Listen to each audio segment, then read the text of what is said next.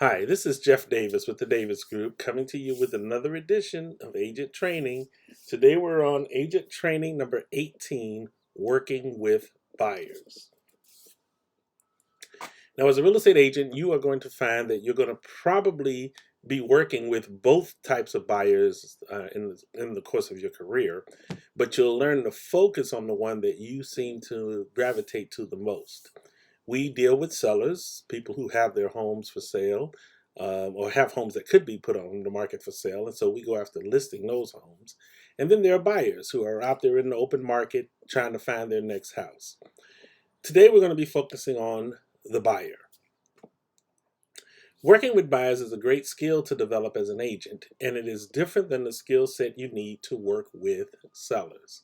When you're dealing with sellers, a lot of it's going to depend upon being able to see the house and having a very successful listing presentation so that you can ultimately get them to sign a contract or a listing agreement. Working with buyers is a little bit different because you have to be able to establish rapport. Now, you also do want them to quote unquote hire you to be their agent. So there's a contract involved in that as well. And part of the reason for that is that buyers are typically lookers. So if all they're going to be doing is going to different agents looking at houses, you don't know if you're going to get paid or not. So what this does, this buyer's agreement, it kind of helps to solidify the relationship and allow them to know that they're going to work with you just like they would with an attorney or their own personal doctor, etc. When you sell a house, you realize that you're that much closer to earning a commission. And that's a good thing because in this business, we are paid on fees.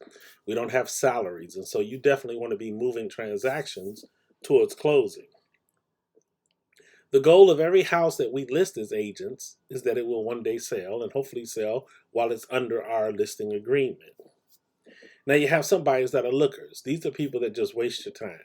They want a lot of information. Sometimes they want a lot of your time, but they're not in a position to buy now. And so, as we're talking about working with buyers, one of the things you want to be able to do is make sure that you're working with people who are ready to buy now. Now, when I say now, that doesn't necessarily mean today. It might be next week and maybe in a month. But you want to make sure that you are dealing with buyers that have somewhat of a sense of urgency, because if not, you're going to waste time, and time is money in real estate. If you're doing things that don't generate money, then you're wasting your time. Focus on the people who want to buy now. So let's begin by educating our buyers on the buying process. Now, you'll deal with people that have never bought a house before. You're going to deal with people that have bought houses before. And regardless of their level of expertise, you don't know how the last transaction went. Sometimes they'll be with a realtor who walks them through everything, or there's an attorney. There are other people involved in it. So when you get with buyers, you want to walk them through from the beginning, and you don't want to assume they understand everything because buyers are not realtors. So they don't understand what it is that you're looking for to have a successful transaction with them. So again, don't assume they know this. And let me give you some steps. First of all, you want to have an initial meeting with the buyer to discuss their needs, their wants, and their timelines. You want to find out what they're looking for. You want to find out why they're looking for it. And you want to have an idea of a time frame. If someone, let's say, is being relocated and they have to, find a house in this new area quick because they need a house to be able to bring their family here, that's a different scenario than someone who is looking for their dream house and willing to take the time to find it. So you want to be able to know their needs and their wants and their time frames. You want them to describe in detail the house that they want to buy. So you want to help them to begin to solidify the dream. Sometimes people will buy what they initially didn't start off looking for. So you want to know what it is that they are looking for. And this comes by asking questions. A person that wants a 2-bedroom house typically is not the same person that wants a 4-bedroom house. A person who has children will probably think about schools. Whereas if you don't have any children, schools are not a real issue for you. So you want to be able to get the details from them about the type of house they want. And you, of course, are going to be writing these things down. You're going to help them to narrow the search. And it doesn't hurt to ask why. If someone says, for example, they want a 3-car garage, ask them why. Why do you need 3-car garage? Most people settle with 2. Some people are going to tell you that they don't want a house with an upstairs. They want everything, all the living on the first floor. You ask them why. They may say, well, because I live with my 90-year-old mother and she can't do stairs. So again, ask those questions. Now, even before you get into the financial side of things, and I'm going to caution you as a realtor, don't get into the financial side of things. That's the loan officer's job. But you do want to get into some generalities. So, for example, you could ask them, if you had a house right now, based on your budget, what would be an ideal payment for you? What do you think you'd be comfortable with? Now, some people will joke about that, of course. But what you're trying to do is get an idea of what ballpark they're looking to be in. So, for example, if you were to say to me, well, I want my payment to be around $1,500 a month, I say that's great. But then I know as a realtor, I can't show you $750,000 houses because unless you have a huge down payment, you're not going to get a $1,500 a month mortgage. So you just want to have an idea. Again, what is it that you're looking for? What would be an ideal payment for you? And in the same vein, you want to ask, so what sales price would you be comfortable in? Some people can't see buying $1 million house even if they can afford it. So here in California, our houses are expensive. Let's face it. Depending upon what county you're in, you're going to be looking at average prices of anywhere from $400 to $800, $1 million as an average price. So you want to get an idea of what kind of price they're comfortable with, and this also helps you when you're looking for that particular house to know the area to look in. If someone says to you that they don't want a house that's more than $500,000, there are a ton of cities in California you cannot show them because they're never going to find the house they want for $500,000 in that city. So it helps you, again, all these questions are intended to help you narrow your search. Now, this is important. You have to let them know that you only work with people in terms of showing houses if they are pre-approved. Now, pre-approved and pre-qualified are two different terms. Pre-qualified means you talk to a loan officer, you kind of tell them your income, give an idea of your debt. They may or may not run your credit. And they're going to come back and give you an idea. Well, based on your income and what you're telling me, this is what you could probably qualify for. That's pre-qualification. Pre-approved means they actually run your credit, they actually look at your check stubs, they get an idea of how much cash you have available. They do everything they need to do to be able to make a decision they can honor. So, you only want to work with people that are pre-approved. Why? Because when you take them out to start looking at houses and you find the house you want, you need them to be able to make an offer then. He who waits or hesitates loses in real estate. If it's a nice house that they like, there's a very good chance that someone else is going to like it. And if you don't buy it when you see it, someone else will come behind you and buy it before you buy, before you even make an offer. So you want to work with people who are pre-approved so that when you show them the house that they want, you can write a contract right away and you can submit the offer right away. And you need to walk people through this and explain to them. This is why after we finish our initial talk here, you need to talk to a loan officer. Now, they can go to their own bank. You can recommend a few places. Never try to send them to just one place. Give them some options because they ultimately need to make the decision. But wherever they go, you just want to be sure that they can fund the loan. It's nice if they're working with a major player in the lending market because then the likelihood of that approval being worth something is great. But again, you don't get to dictate who they go to for financing. So you want them just to come back with a pre-approval. Now, whoever they're going to use, you want to get to talk to that loan officer. And you want that loan officer to send you a copy of that pre-approval because a lot of times when you're making offers, you need to show that your people are pre-qualified. That they've been pre-approved. So There are times you're going to want to be able to get that, and you want the loan officer to know that, hey, you're representing them on the buying end, I'm representing them on the housing end. We got to work together. So the reason we get as much information as we can about the house and what they're looking for, and we go through these questions here, is because I don't believe as a realtor it is productive for you to be out showing somebody 50, 60, 70 houses. That is typically a waste of time. What you want to do is you want to begin your search really wide and narrow it down based on what they're looking for.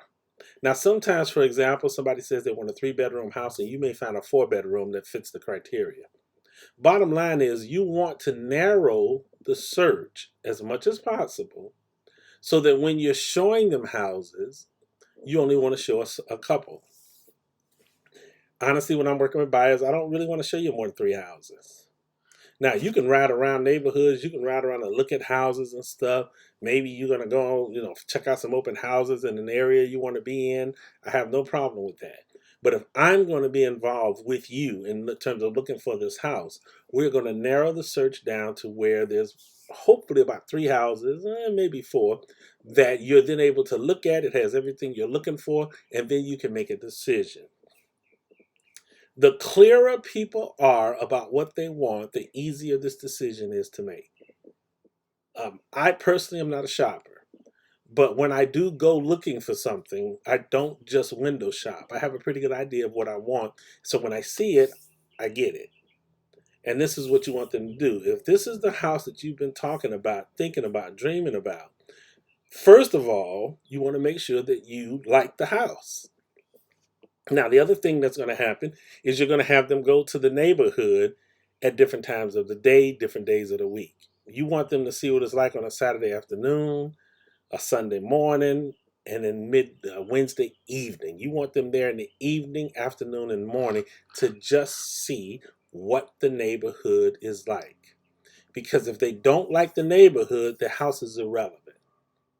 But there's no sense in falling in love with a neighborhood if you can't find a house there. So we narrow the search, we send them to the houses that meet their criteria, and then we have them go and look at the houses different times of day. Now, you don't have to have them checking out the location before they do the offer, because hopefully by the time you've done all of this, they've got an idea of the neighborhood anyway. Again, you want to make your offers quick. So if you do the things that I've been describing, you're going to have it where people, number one, they know what's expected of them. They know what they can expect of you. They will get pre-approved, and they know that when they find the house that meets their criteria, they need to make an offer. Now, people that say we're going to look at it and we're going to sit, we got to, think about it, talk about it. We got to, it's going to take us a few days to come to a decision. Then you want to know that up front. You can ask them, well, so how do you make decisions? If you saw something that you wanted right now today and it was in your budget and in the area that you like, is there any reason you wouldn't buy it right now? And if people say, well, I never make quick decisions, I'm going to say, okay, then you need to make the decision about what you're going to buy before you start looking. Because again, we will find what you're looking for. But if you can't act, the chances of you getting it are going to be very slim. Because the inventory is not such that the house that you're looking for, everybody, nobody else wants that. If you like it, other people will like it. So you've got to be able to move quick. And I know I'm emphasizing this, but the reason is I don't want you to waste your time working with people that don't want to make a decision. Now, we focus on showing them only the homes that meet their needs, that meet their criteria, because we believe that they're going to make an offer on one of them. So, you've gone through all of this with the buyer, and now let's talk about the house. How do you show the buyer a house?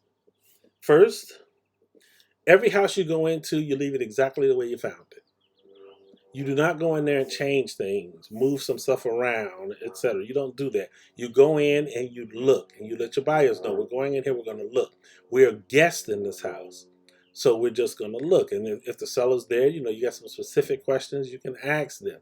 Like, is it okay if I open this closet door? Is it okay if I open this drawer? But you don't just go in there and just go to touching stuff, because people can get offended at that. If you do go to a house and another realtor's there, wait till he finishes.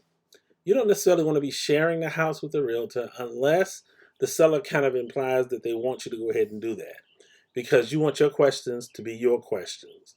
And if you like the house, you don't want the other realtor to know it, because if they've got a hot buyer, they may try to get their offer in there before yours, or have you in a dueling contest to get the house. Never take a customer or client, a buyer, to a house unannounced. Don't just show up. You want to make sure that it is okay with the seller for you to come, and that everybody inside is decent, and that you're going to have access to every room. Because if you go into a house but you can't see every room, it's very hard to make a decision. So you need to be able to go into the bedrooms and the bathroom, go to the kitchen, the basement. You have to be able to see the entire house in order to make a decision. This is a major decision for the buyer. So they deserve the right to see everything that's there. If you're looking at a house on the MLS, follow the instructions. Sometimes the listing will tell you no showings before 6 p.m. or no showings on Sundays. You just follow whatever those instructions are. You want to treat this home like it's your own. You want to show that even though you're not the listing agent, many times, you still respect the house and you respect the people that live there. You want to leave your business card. You just want people to know, hey, we were here, just in case.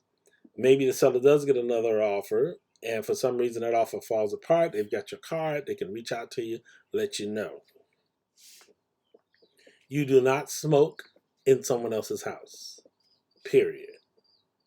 You don't bring cigarettes. You do not smoke. There are some people that don't mind. There are others that do. So to keep things safe, don't smoke. Don't smoke a cigarette out in front of the house and leave the butt on the ground. You're going to offend somebody. Just don't have the cigarette. Do not embarrass or hurt the seller's feelings. Regardless of what you may think about this house, you want your buyers to know, we can talk about it, but we're not going to have this conversation in front of the seller.